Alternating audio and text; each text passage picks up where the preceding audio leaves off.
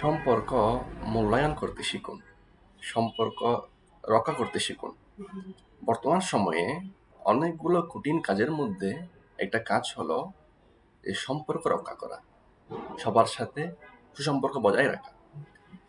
এর একটাই মাত্র উপায় বা সলিউশন আছে, সেটা হচ্ছে ইগো এবং অহংকারবিহীন জীবনযাপন করা। নিজের মধ্যে ইগো এবং অহংকার নিয়ে কখনো একটা সুসম্পর্ক, ভালো সম্পর্ক সবার সাথে বজায় রাখা সম্ভব হয় না। আর সম্পর্ক বজায় রাখা বর্তমান সময়ে অত্যন্ত গুরুত্বপূর্ণ একটি বিষয়।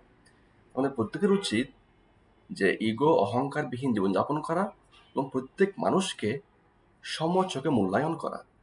মানুষকে মূল্যায়ন করতে না পারলে সে সম্পর্ক টিকিয়ে রাখা এবং ধরে রাখা অত্যন্ত দুরূহ।